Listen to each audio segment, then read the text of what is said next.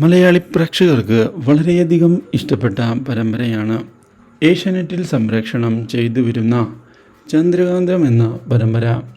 TRP റേറ്റിംഗിൽ ഇപ്പോൾ ഈ പരമ്പര 4-ാം സ്ഥാനത്താണ് ഉള്ളത്.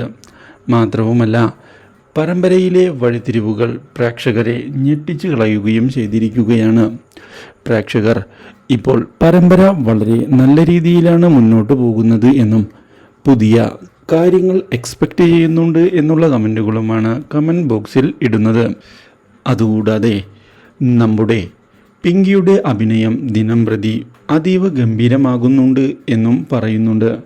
ഇതിനിടയിലാണ് ഗാഥയെ വീട്ടിലേക്ക് നമ്മുടെ നന്ദ കൊണ്ടുവരുന്നത്.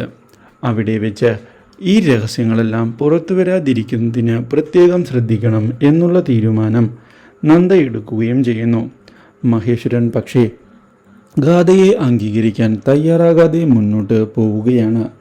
മഹേശ്വരൻ്റെ ഈ പെരുമാറ്റം ഗാഥയെ മാനസികമായി വിഷമിപ്പിക്കുന്നുവെങ്കിലും ഗാഥ കാര്യങ്ങൾ വിട്ടുകൊടുക്കാൻ തയ്യാറാകാതെ മുന്നോട്ട് പോവുകയാണ്.